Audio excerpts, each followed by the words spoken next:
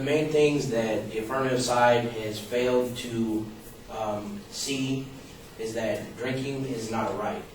On December 2nd, 1978, in a U.S. District Court, the judge ruled that the minimum drinking age law was legal for 3 reasons. Drinking was not a fundamental right protected by the Constitution. Age is not a criteria for discrimination. And using the law to prevent highway crashes is a rational basis due to scientific studies. Now that drinking can be seen as a privilege, there are also many other privileges that have ages related to them. To obtain a hunting license in the state of California, you only have to be 12 years old. And all of us know that to obtain a driver's license, you have to be 16. However, in other states, that age varies from 14 to 17.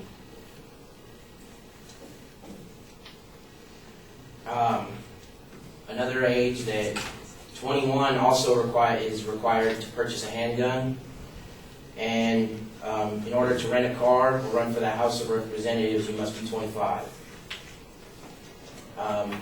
All these numbers, don't seem relevant, but they all give reasons as to why you have to be a certain age to obtain certain privileges. At 16, it's been shown that you can operate a motor vehicle safely. At 25, you're now responsible enough to run for the House of Representatives and, do your job as needed, as well as buy a handgun at age 21.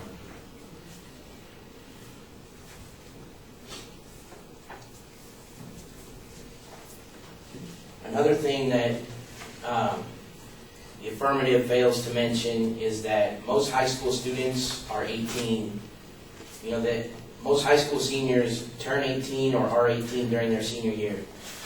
This would allow for many students, 9th graders, even 8th graders, to more easily obtain alcohol.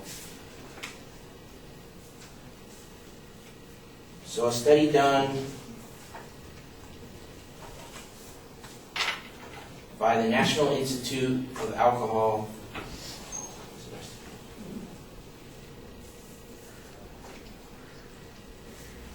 under the National Institutes of Health.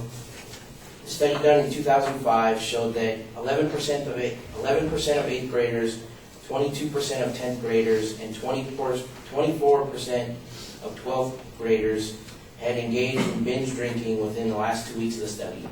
Now that number can also be altered because most students would not want to tell someone that they had been drinking within the last 2 weeks.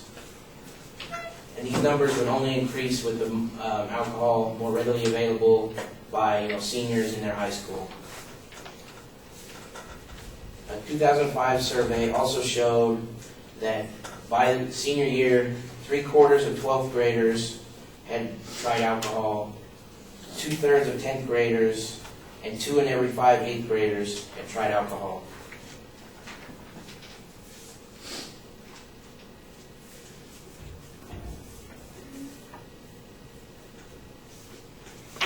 The Pacific Institute of Research and Evaluation in 2010 reported that despite Europe having lower drinking ages, they still had higher minor consumption due to the fact that it was more readily available.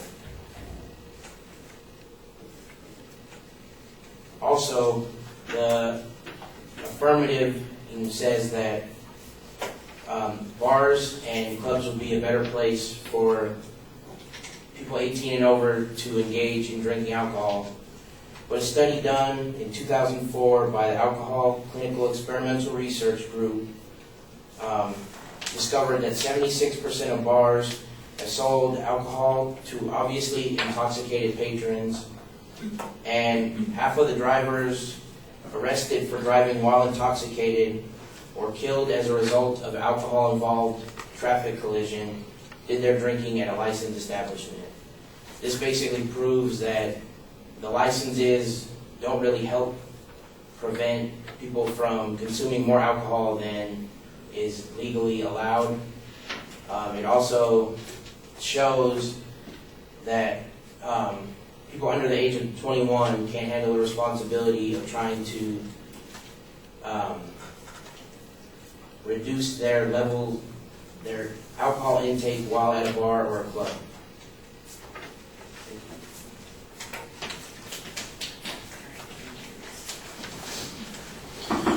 It's probably best